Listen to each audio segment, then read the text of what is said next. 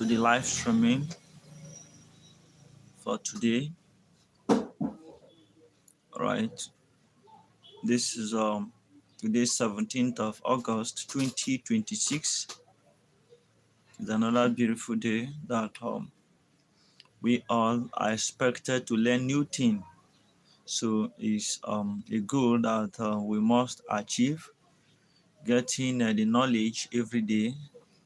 Sorry for having this live streaming at this time. This is behind schedule.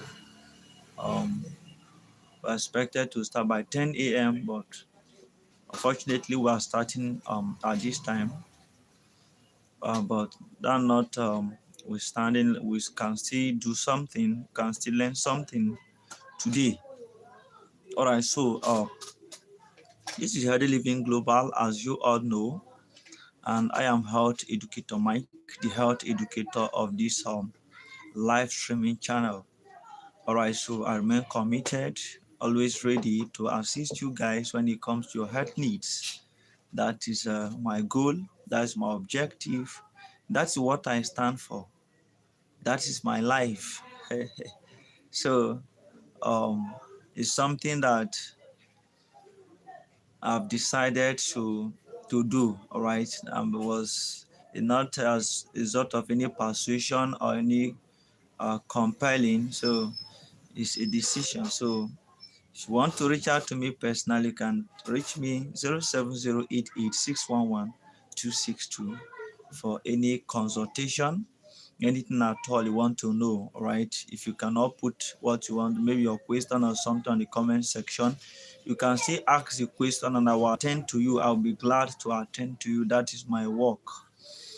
All right, so this channel, just like we all know, for those that have been with us, joining for the first time, do well to subscribe to this channel and turn on notification. This channel is for health tips, creating of awareness. On this channel, we believe in taking healthy living to a global scale. That's what we do. That's what the channel is all about. And this particular channel brings together both the healthcare providers and healthcare consumers to an understanding. Let us come and learn here, all right, so that we can improve our health. So we stand to be corrected. You can send us message or anything you want us to discuss about a particular topic.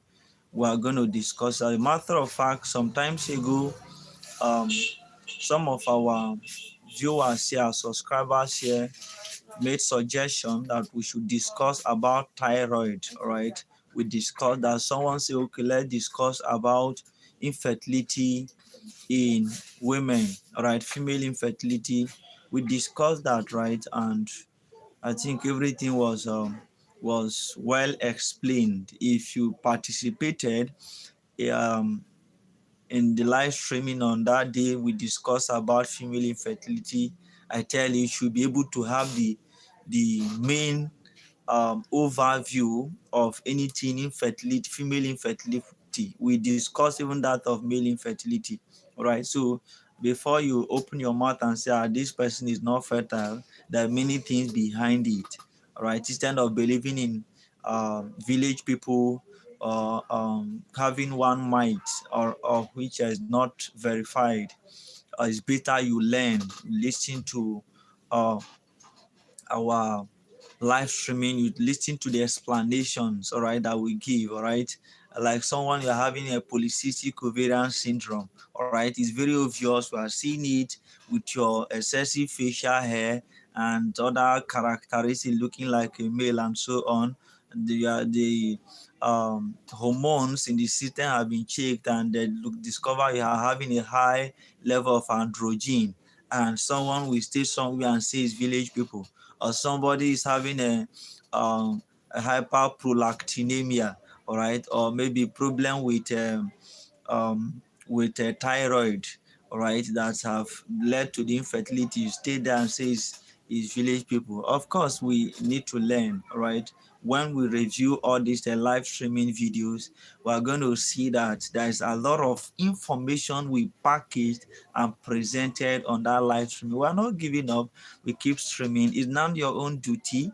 Whenever you see these live streaming videos, share to people that you want them to benefit from this channel.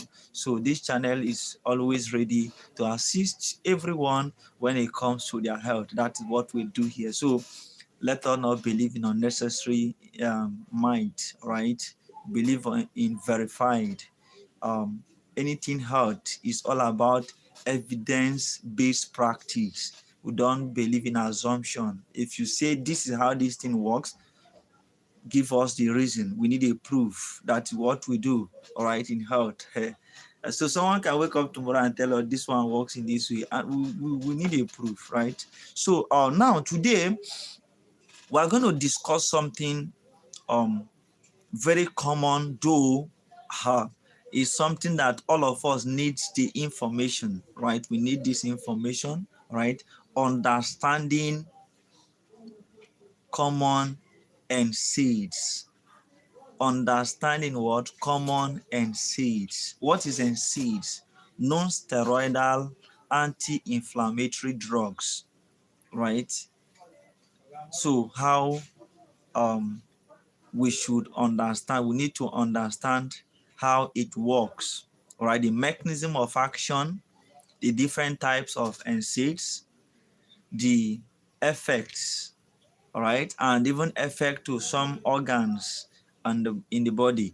So we are expected to know it.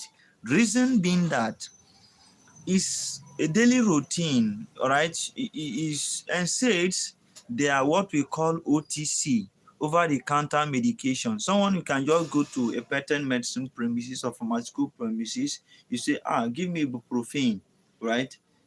Give me diclofenac, give me mefenamic acid, give me pyroxicam, give me celecoxib. All right, so a lot of requests of that nature, right? Of course, if you go, they will gladly give you, all right, because it's an over-the-counter medication. It's not a prescription-only medicine. So they will give you.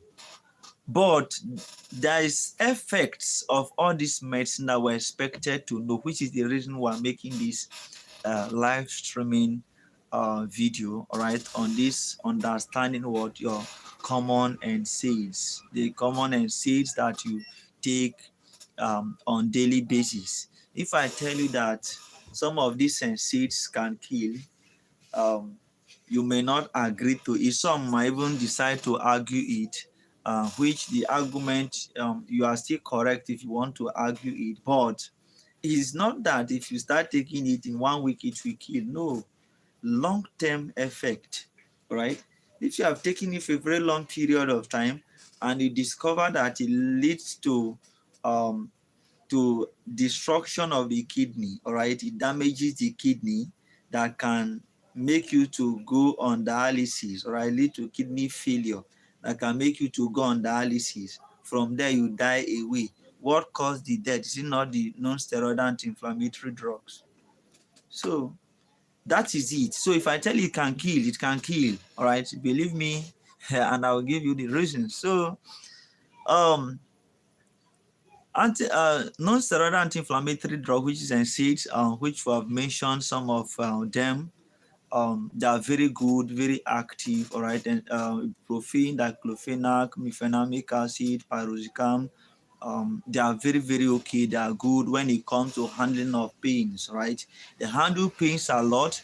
They work for inflammation. They work for fever, all right? They reduce fever, they reduce inflammation, all right? Those are they reduce pains, all right? That is the works of NSAIDs. And how does it achieve this purpose? It achieves this purpose by blocking what we call COX-1 and COX-2, all right? COX-1 and COX-2, they are enzymes in the body that produces what we call prostaglandins, all right? It produces prostaglandins, and these prostaglandins is what is secreted in the system that will make you to have pains, to have inflammation, right, to have fever when it is secreted in the body. But now, if it blocks these prostaglandins, you discover that the pain will no longer be there, the fever will no longer be there, all right, and even the inflammation will no longer be there as a result of these NSAIDs. All right, but now, what are now the effects if it blocks that COX-1 and COX-2 which produces prostaglandins? What will now be the effect of this blockage? And we need to know about that, right? So we have talked about the positive aspect. It's very okay, it's very good, and NSAIDs work perfectly for pain, for fever, for inflammation, right? You're having arthritis, rheumatism, you're having menstrual pain, all right? It does all of those things, all right? So it does all of those things. Even when you're having an injury, they can still prescribe it for you and many things like that, all right? It can be prescribed and it works perfectly. Now, what are the side effects, right? Why are we expected to take it with caution, even though is over-the-counter medication, right? Is it not a prescription-only medicine? So now, one of the effects is that it can make your ulcer to be worse. All right. I was listening to one medical doctor, all right, who is now also a health educator, all right, by default, is now a health educator due to the fact that the public actually need information that they will hear so that they improve their health. Of course, the doctor say that the cause of ulcer is NSAIDs and also H. pylori. But I'll stand to say no by that particular statement. The causes of ulcer is two main things. Any other one is addition. Two causes of ulcer is high stomach acid and H. pylori. These two, that's what causes that wound, and ulcer is just wound, all right? Someone can have leg ulcer, hand ulcer, right? Ulcer is wound, all right, that develop in a particular place. So now, before that wound is developed, is either is a result of the effect of that H. pylori on the stomach wall, or is the effect of the high stomach acid, which is very corrosive. For those that did chemistry, elementary chemistry, one of the characteristics of acid is that it's corrosive. All right, it can make it can eat up a particular surface. All right, so that's what acid do. All right, so when the stomach acid is very high and is not suppressed or nothing is there to protect the stomach lining, it will eat it up, all right, causing ulcer. Now, that of NSAIDs, which is the reason I say no, the cause of ulcer is not NSAIDs. That offense say this is what it do. We say that what it blocks the COX-1 and COX-2, which is the enzyme that produces prostaglandins. Now you ask me, what is the use of prostaglandin that it produces and secretes? Prostaglandins is what protects the stomach lining, right?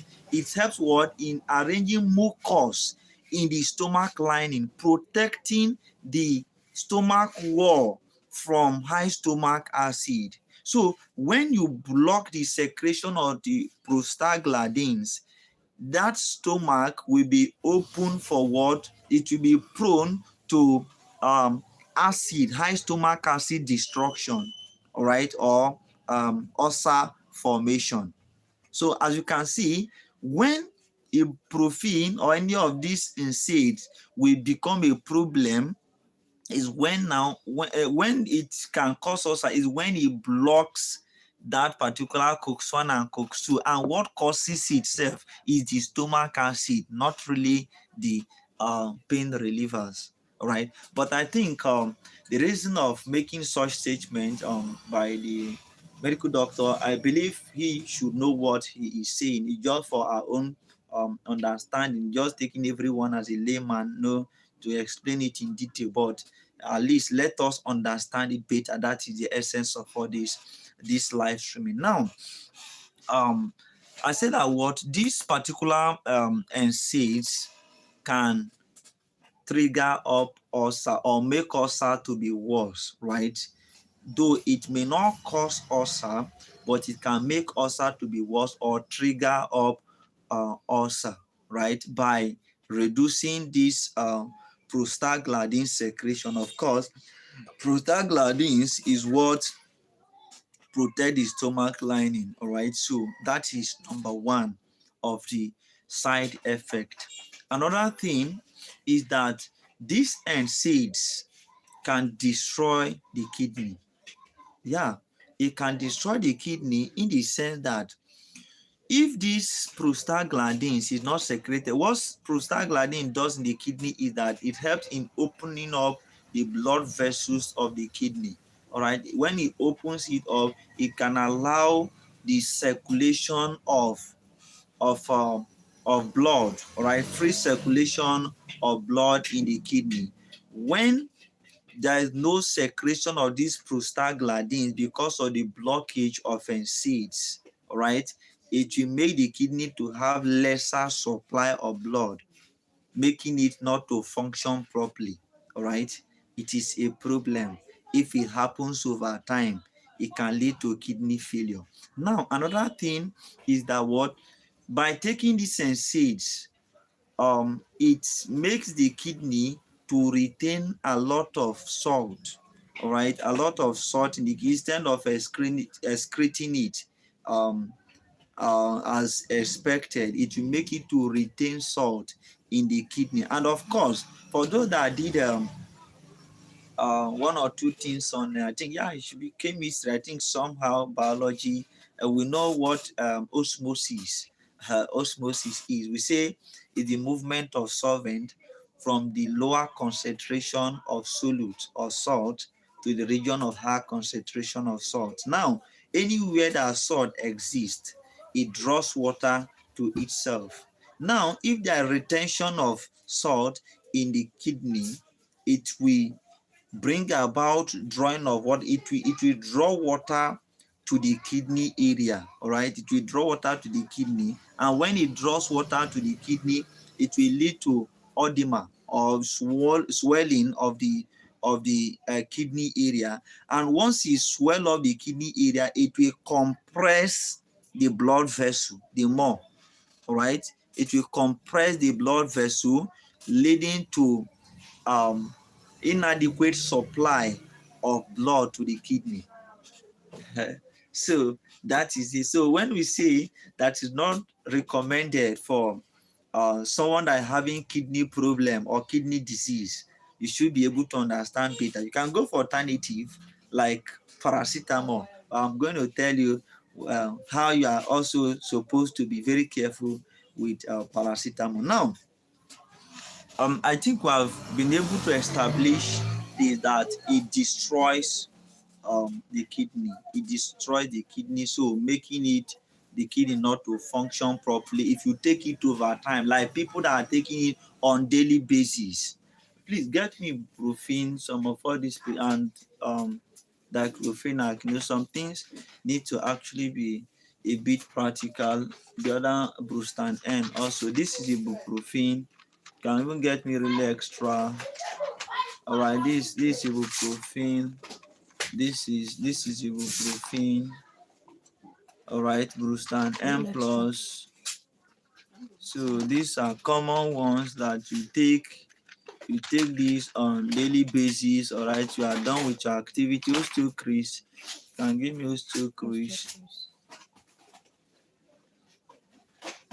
All right, so like this one, many people buy it. They buy osteocrease, all right, which is very, very okay, very good for pains and the rest. We have many of them, right? We have even bifenamic acid, we have pyrosicam, and the rest of them. So, but all these things we actually need to be careful. We take it every day, daily something. People take it every day. That hard from the work that they did, they will take a pain reliever, they take a pain reliever. Yeah, a pain reliever is good, but understand the effect. So when it is not clearly necessary, please don't take, and don't take overdose. Very important. Now, there's another thing I want to explain to you guys about these NSAIDs. NSAIDs, all right, they are blood thinners, especially like ibuprofen, right? They are blood thinners. When I say they are blood thinner, in fact, especially vasoprene, right? Vasoprene, which is acetylsalicylic acid, all right? The other one is learning where vasoprene is. So vasoprene should be the what? Give me vasoprene, so that at least it should be more practical. So vasoprene, this is part of NSAIDs also. All right, it's part of NSAIDs. It's part of NSAIDs also. We still have it in this form, anacin. All right, we have it in this form. All right, this is anacin. So anacin, all of them is acetylsalicylic acid, or we can call it aspirin. All right, so all of them, they are the same. Now, this particular one you see, the reason they have to make it in this one, and they are using it for to give people that are hypertensive. Reason is because of what? It's a blood thinner. Yeah, it's a blood thinner. So it makes the blood not to be thick, especially if you're having blood pressure, right? Maybe due to how thick the blood is, it will make the blood to be thin, so it can move faster, reducing the pressure. Right? It can move freely, reducing the pressure. That is what it does. But by this particular mechanism of action, it can increase bleeding. Right? If you're having bleeding, it can increase the risk of bleeding.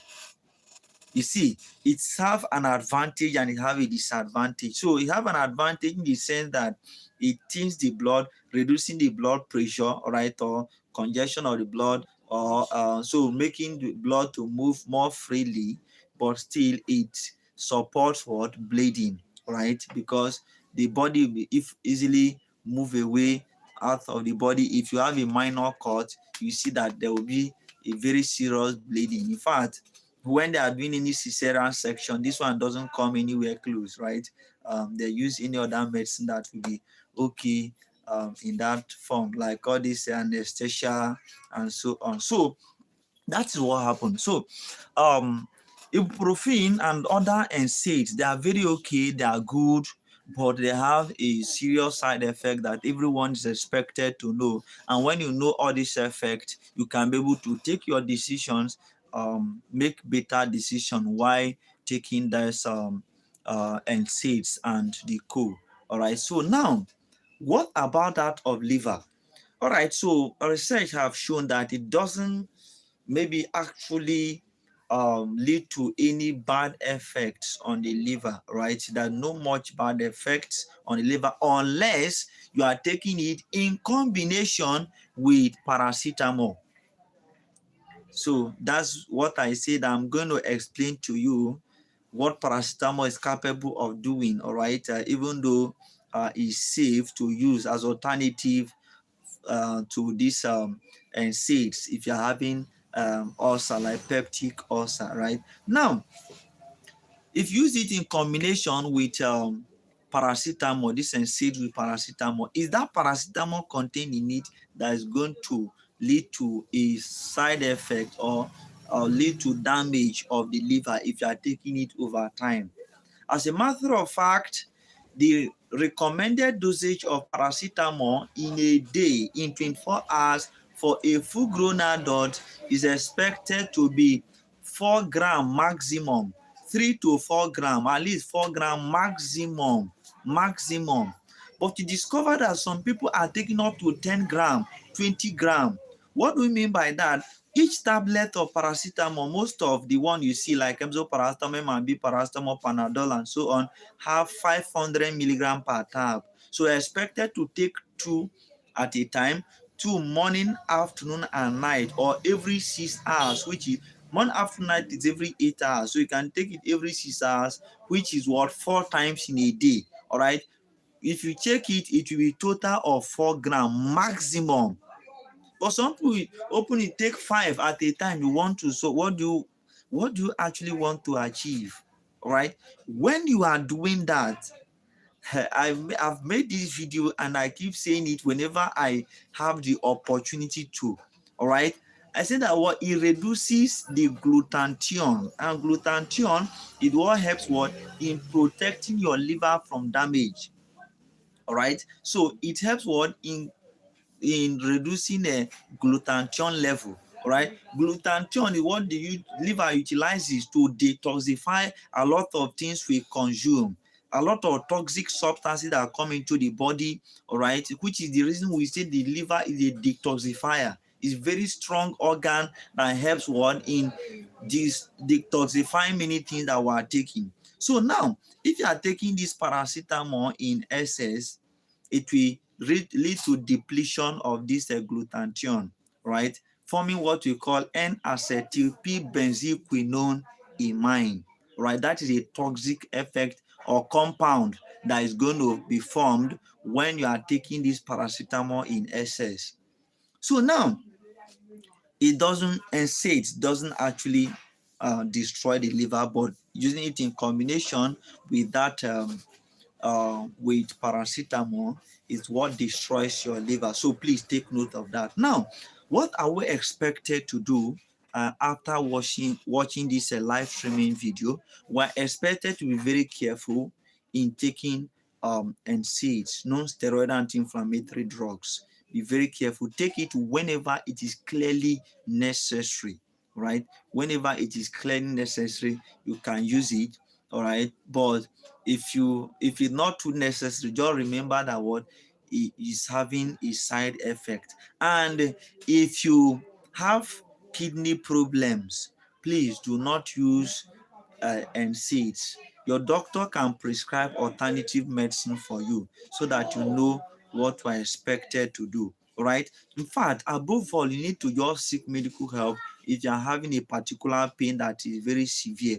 Right. If it's not too severe and you know that you don't have peptic ulcer, you can just take ibuprofen because it's an over-the-counter medication. Just take ibuprofen and monitor it, or maybe you're having an inflammation or something, you take it, you monitor the condition. If it persists, especially if it's from unknown cause, all right, you don't know what causes this pain, what causes this inflammation. If something hits you on the hand and the thing become inflamed, of course you know the cause, you know what happened, right, that led to that inflammation. So and when you take ibuprofen, most of the time it will be settled, it will be okay. But if the pain persists, you seek medical help instead of doubling the dose. All right, it's not going to be of a help.